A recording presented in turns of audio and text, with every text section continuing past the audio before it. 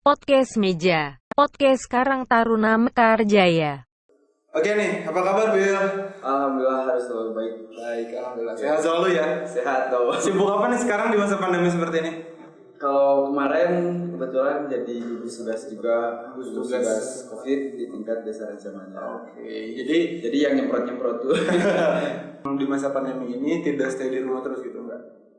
ada stay-nya ada enggaknya. Kalau misalkan dibutuhkan ya Pas waktunya lagi tugas mungkin Ya, keluar ya. harus keluar. Karena memang aktif jadi gugus tugas Betul. COVID-19 di Desa Rancamanyar. di desa rencananya. Oke, jadi wilayah ini adalah warga Desa Rancamanyar yang kebetulan sekarang dipercaya untuk menjabat jadi ketua ya? Ya betul. Ketua Karang Taruna Mekarjaya Desa Rancamanyar. rencananya. Oke nih, kita sekarang ngobrolin tentang Karang Taruna. Banyak sekali perspektif masyarakat luas di luar sana yang kurang paham akan Karang Taruna. Sebetulnya Karang Taruna itu apa sih? Kan banyak nih orang-orang yang Karang Taruna itu hanya di RI jadi panhut, banyaknya gitu kan Agustusan aja. Betul. Sebetulnya Karang Taruna itu apa sih? Oke, saya akan coba jelaskan. Cuman kalau misalkan salah bukan ini ya, maksudnya dari saya pribadi. Oke, ya menurut Bila pribadi deh. Kalau menurut saya Karang Taruna itu suatu organisasi yang memang diakui pemerintah karena dibentuk oleh pemerintah juga. Itu sejarahnya sekitar tahun 1960 itu Karang Taruna dibentuk. Oke. Waktu itu dipelopori oleh Ghazali, diketuai oleh Ghazali, dipelopori oleh Gubernur Jakarta waktu saat itu. Oke. Kemudian kemudian Karang Taruna itu kalau misalkan artinya Karang Taruna itu wadah dan Taruna itu remaja. Oke. Jadi kalau misalkan secara singkatnya Karang Taruna itu wadah pengembangan generasi muda, generasi remaja. Dan itu basisnya sosial, bidang sosial. Jadi hal-hal yang berhubungan dengan sosial, yang apalagi berhubungan dengan pemuda, itu biasanya sama Karang Taruna. Oke, jadi singkatnya itu Karang Taruna itu adalah wadah suatu organisasi wadah pemuda Ya, yang bergerak di bidang sosial. Betul. Nah, jadi kan banyak perspektif yang ternyata kurang benar juga ketika Ya. Karang Taruna itu adalah panitia HUT RI atau Agustusan saja. Ya, itu panhut, Itu panut beda lagi ya. Anggota Karang Taruna itu bisa menjadi panitia HUT RI, tapi panitia HUT RI berbentuk Karang Taruna. Oke. Jadi panitia HUT RI itu hanya dibentuk ketika akan dilaksanakannya gelaran HUT RI. Betul. Betul. Kayak gitu. Itu tidak harus selalu Karang Taruna juga kan? kalau Iya, HUT RI. betul. Oke. Tapi Karang Taruna bisa terlibat di HUT RI. Bisa terlibat. Oke. Nah, teman-teman yang masih bingung tentang Karang Taruna, jadi Karang Taruna itu adalah organisasi wadah pemuda yang bergerak di bidang sosial. Singkatnya mah seperti itulah ya. Kurang lebih seperti itu. Kurang lebih seperti. Terus Karang Taruna juga salah satu organisasi yang dibentuk langsung oleh pemerintah. Betul. Kan? Nah, Ya. betul. Legalitasnya gimana sih, kan beberapa organisasi itu harus ada legalitas hukumnya nih. Iya, betul. Kalau misalkan Karang Taruna itu legalitasnya gimana? Kalau Karang Taruna itu diatur dalam Permensos, Peraturan Menteri Sosial. Kebetulan udah amandemen lagi sekarang, terakhir itu tahun 2019, nomor 25 tahun 2019 tentang Karang Taruna. Ini itu menjadi suatu legalitas kami juga. Kemudian kami juga ada SK juga, kemudian ada ADART dan lain sebagainya. Kalau SK itu diturunkan di Berdasarkan pemerintah setempat yang tertinggi. Kalau misalkan di tingkat desa itu sama Bapak Kepala Desa, kalau misalkan di tingkat kecamatan itu dengan Bapak Kecamatan dan sebagainya, dan ke atasnya seperti itu. Karang Taruna itu ada di mana aja sih? Apakah hanya di desa atau gimana gitu? Oke, kalau misalkan Karang Taruna ada dari tingkat nasional juga, Oke. tingkat pusat. Itu hanya sebatas forum sampai ke dari pusat ke provinsi, kemudian ke kabupaten kota, dan kemudian ke kecamatan, itu hanya sebatas forum. Sebagai eksekutornya itu ada di tingkat desa, tingkat kelurahan, dan ke bawahnya tingkat RW, tingkat RT itu bisa buat Karang Taruna. Jadi memang dari pusat, dari nasional pun sampai ke tingkat RW-nya pun ada ya gitu Karang Taruna. Sampai tingkat desa kalau misalkan Sampai tingkat pusat, desa. ya. Tapi kalau misalkan di tingkat RW mau mengadakan Karang Taruna, ya silakan. Oke. Ini kalau misalkan berbicara tentang Karang Taruna, Karang. ketika berbicara tentang Karang Taruna, apa sih tugas Karang Taruna? Oh ya, kebetulan tugas dan fungsi Karang Taruna itu diatur dalam Permensos juga. Oke. Kalau misalkan tugas pokok dan fungsi Karang Taruna itu, tugas pokoknya Karang Taruna memiliki tugas pokok bersama-sama dengan pemerintah serta masyarakat untuk menyelenggarakan pembinaan generasi muda dan kesejahteraan sosial. Kalau misalkan secara singkatnya, Karang Taruna itu mitra pemerintah yang harus menjadi suatu wadah pengembangan generasi muda dan basicnya kesejahteraan sosial. Jadi memang organisasi mitra pemerintah ya, bisa disebut Ya, seperti itu ya? Ya, karena dengan pemerintah harus sejalan juga. Oke, dan sekarang fungsi Karang Taruna coba. Fungsinya itu yang pertama penyelenggaraan usaha kesejahteraan sosial terutama generasi muda. Yang kedua menyelenggarakan pelatihan dan pendidikan bagi masyarakat khususnya generasi muda. Yang ketiga menumbuhkan, memperkuat dan memelihara kearifan lokal. Yang keempat menyelenggarakan atau meningkatkan usaha ekonomi produktif. Dan yang kelima itu memelihara dan memperkuat semangat kebangsaan atau Bhinneka Tunggal Ika. Jadi berhubungan dengan pemuda. Dari tadi terus generasi muda yang disebutkan ya. Terus ke yang bisa terlibat di Karang Taruna itu emang hanya generasi muda atau gimana sih? Kalau berdasarkan peraturan itu setiap warga masyarakat yang berusia dari 13 sampai 45 tahun itu termasuk warga Karang Taruna, cuman dibagi dua ya, warga Karang Taruna aktif dan pasif. Kalau misalkan aktif kita sebagai pengurus yang selalu terjun di kepengurusan dan yang pasifnya itu warga Karang Taruna yang tidak aktif dalam kepengurusan. Oke, jadi setiap warga masyarakat yang berumur berapa? 13 sampai 45 tahun itu adalah warga Karang Taruna. Betul. Oke, itu menurut peraturan Menteri Sosial. Menurut peraturan. Jadi saya juga masih termasuk warga Karang Taruna nih. Tapi kalau misalkan lebih dari 45 tahun ingin terjun terus di Karang Taruna itu bisa masuk ke dalam MPKT. MPKT itu Majelis Permusyawaratan Karang Taruna atau DPP, Dewan Pertimbangan Pengurus Karang Taruna. Oke, jadi kayak dewannya gitu lah ya. Kayak dewannya kalau Dewannya Karang Taruna gitu. Jadi ketika misalkan orang tua kita misalkan bapak saya pengen ikutan Karang Taruna nih karena masih punya jiwa muda atau apabila masih tetap bisa terjun di Karang Taruna. Bisa, cuman hanya sebatas MPKT dan DPP. Untuk hanya jadi dewannya saja lah ya. Ya, betul. Oke. Sekarang bila aktif di Karang Taruna mana nih?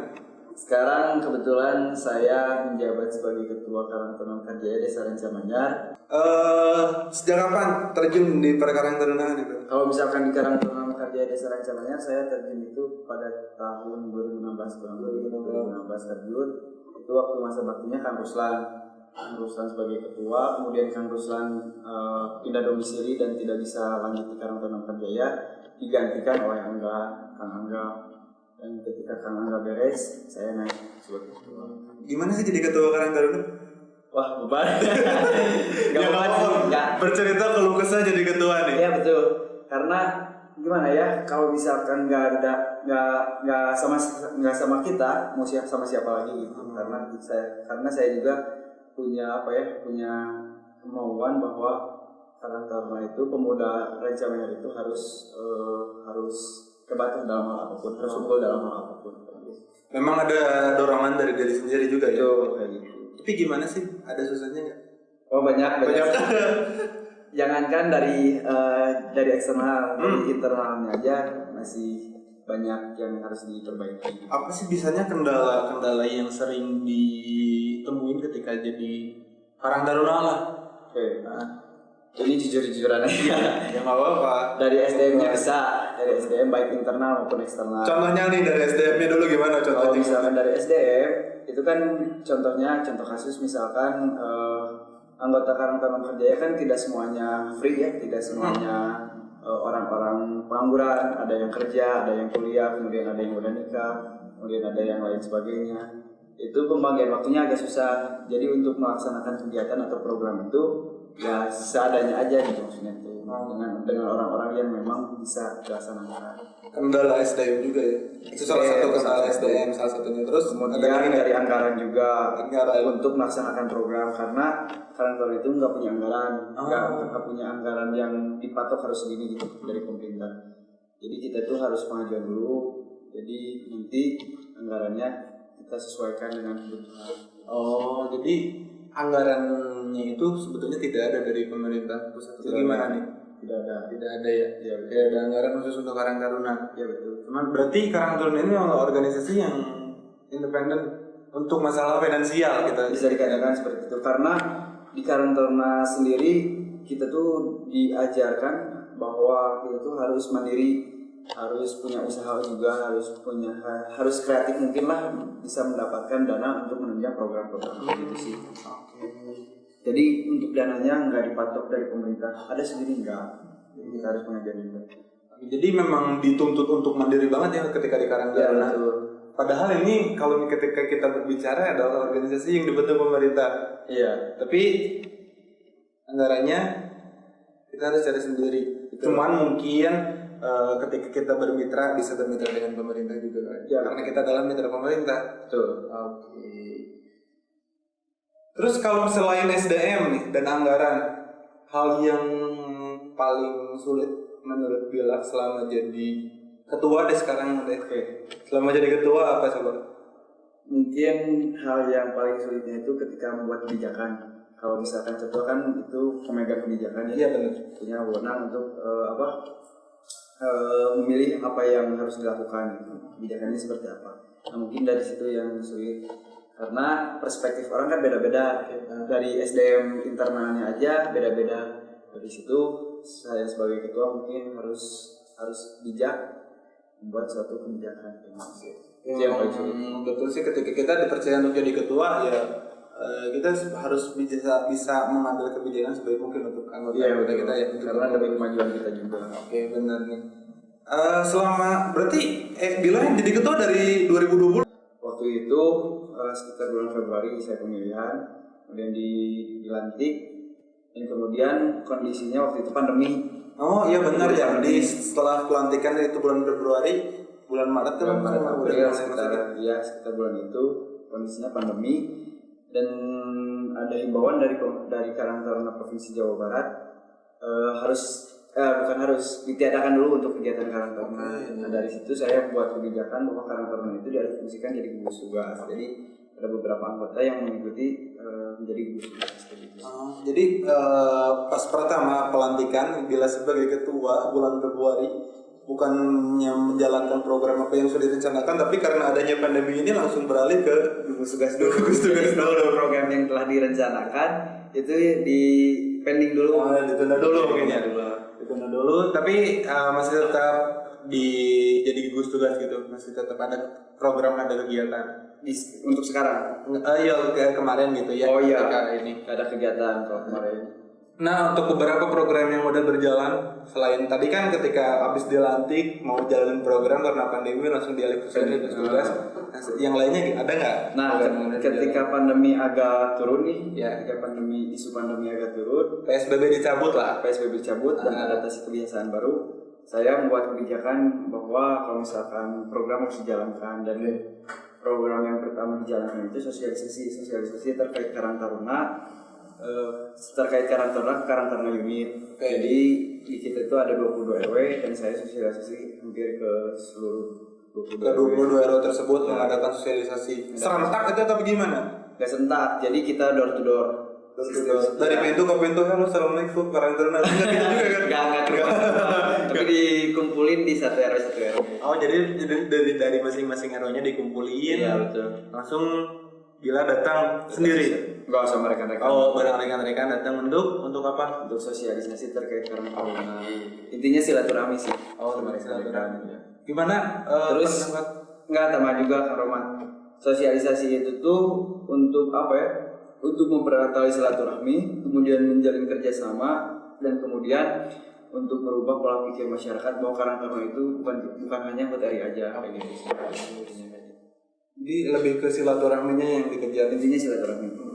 Gimana nih rekan-rekan Karang Taruna unit, tanggapan mereka ketika Bila dengan rekan-rekan Karang Taruna Mekarjaya mengunjungi mereka mengadakan sosialisasi? Tanggapannya alhamdulillah bagus sekali. Mereka apresiasi terhadap kedatangan kami, kemudian dari pihak pemerintah setempatnya juga apresiasi.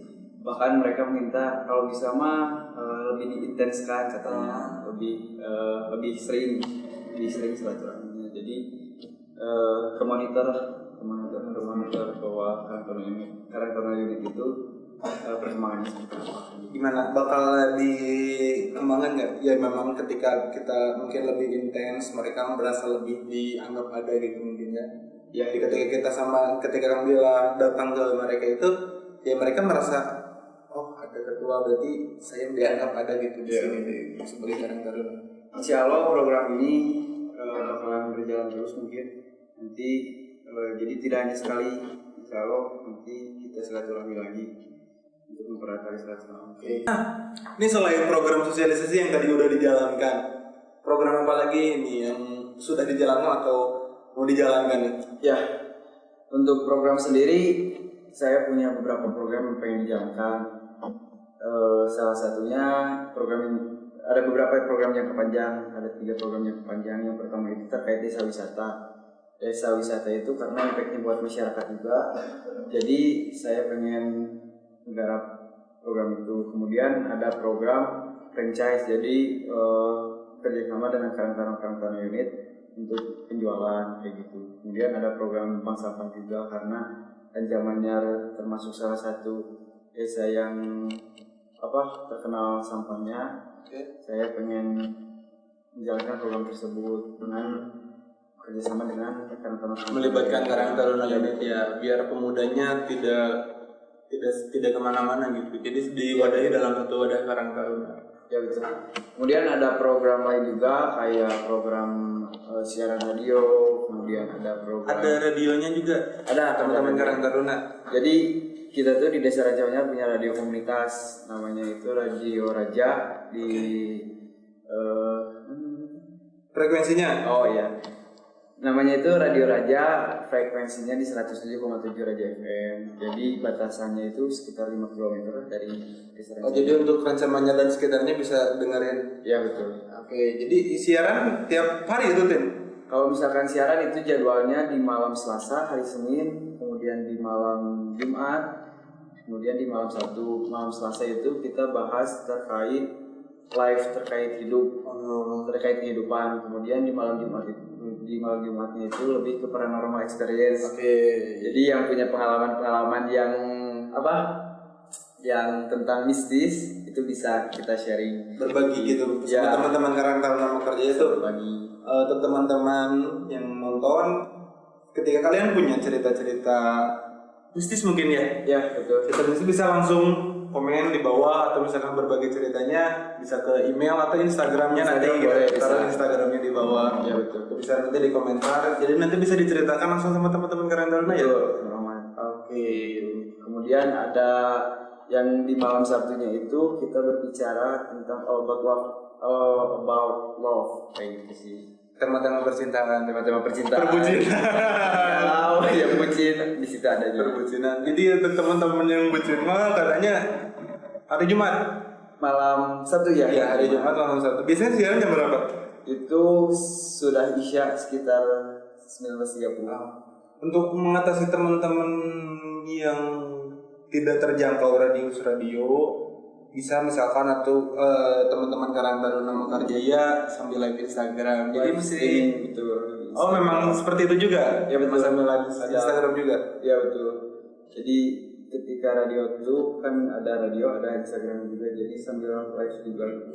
Jadi kan untuk mengatasi teman-teman yang di luar Rancamanyar atau di luar jangkauan radio ingin dengerin teman-teman siaran, masih bisa untuk siaran. Betul. Nanti follow aja karangta.rancamanyar. Oke, nanti kita tulis di bawah lah. Ya betul. Nanti ditulis di bawah. Kenapa sih Bila memutuskan untuk terjun di Karang Taruna? Kan banyak nih organisasi-organisasi di luar sana yang lebih diminati pemuda. Kan kalau misalkan ketika kita berbicara tentang Karang Taruna, jarang loh anak muda yang mau terjun di Karang Taruna. Oke, siap. Kenapa Bila sendiri untuk memutuskan dan dipercaya langsung oleh teman-teman rekan-rekannya untuk menjadi ketua? Awalnya sih saya miris lihat pemuda di Rancamanyar seperti apa. Waktu itu sekitar tahun 2015, 2014. Awalnya miris, kemudian saya punya keinginan saya ikut di Karang Taruna Mekarjaya Desa Rancamanyar untuk merubah kemirisan itu. Jadi merubah hal-hal negatif, minimal meminimalisir lah hal-hal negatif. Dan dari situ saya berjuang sama rekan-rekan yang ketika masa baktikan lulusan dan bangga. Kemudian ada suatu kebanggaan juga ketika saya gabung di Karang Taruna Mekarjaya. Kebanggaannya itu saya mendapatkan prestasi di tingkat Kabupaten Bandung. Oke, prestasi apa itu? Prestasi yang didapat itu ketika lomba Karang Taruna berprestasi tingkat Kabupaten Bandung, dan alhamdulillah kami dapat juara 2 tingkat Kabupaten Bandung. Alhamdulillah terbaik. Jadi juara 2 Karang Taruna berprestasi di Kabupaten Bandung. Karang Taruna bekerja di sana namanya. Betul. Itu pada tahun Pada tahun 2018. 2018. Lombanya diadakan sekitar bulan Februari dan itu penghargaannya didapatkan sekitar bulan Agustus. Bulan Agustus 2018. Itu jadi kebanggaan juga ya ketika kita terjun di satu organisasi yang bisa dibanggakan gitu ya. Bangga banget. Karena ini info juga untuk teman-teman yang masih belum mau terjun untuk organisasi. Aduh, sesuatu yang sangat disayangkan sekali sih. Masa muda kalian itu jangan sampai tidak mengenal sama sekali tentang organisasi. Betul. Kemudian kenapa pengen gabung di Karang Kerja ya, karena ini itu organisasi yang memang sudah diakui oleh pemerintah. Kemudian tujuannya jelas karena berhubungan dengan sosial juga, karena jiwa sosial saya agak tinggi kan Roman. Beda dengan organisasi lain yang tidak. Apa tuh beda antara organisasi Karang Taruna dengan organisasi-organisasi yang lain? Kalau misalkan organisasi lain mungkin ini menurut sepengetahuan Anda aja. Itu hanya untuk have fun aja, untuk hura-hura aja. Kalau misalkan Karang Taruna itu karena tujuannya jelas, visi dan misinya jelas, kemudian berhubungan dengan masyarakat juga, kemudian kita tenaganya juga enggak kebuang sia-sia. Tapi disitulah saya pengen gabung dengan Karang Taruna. Dikasih tips nih untuk teman-teman yang nonton video ini, kasih tips khususnya untuk para remaja di luar sana yang masih belum tergugah adanya untuk masuk organisasi. Kasih tips langsung ke rekan-rekan. Kalau misalkan teman-teman semua pengen gabung organisasi, cuman harus dibedakan organisasi yang positif dan negatif. Kalian harus ikuti aja organisasi-organisasi yang positif karena banyak manfaatnya juga di organisasi dalam kehidupan. Itu contohnya. Manfaatnya kasih tahu dong biar Oh iya, banyak manfaatnya kayak menumbuhkan jiwa leadership, disiplin waktu, kemudian public speaking dan lain sebagainya. Banyak sekali lah. belajar manajemen dan Relasi juga kan Roman. itu yang utamanya. Itu yang utama. Organisasi. Yang pertama ketika kita terjun di organisasi kita cari relasi dan kita perbanyak relasi yang kita miliki gitu. Iya betul. Kebetulan saya ketika kuliah dapat beasiswa karena mengikuti organisasi. Nih, Oke, siap. Terima kasih Kang Bila. Terima kasih. Sehat selalu. Ya, harus sehat dong. See you, sampai jumpa di video selanjutnya. Bye.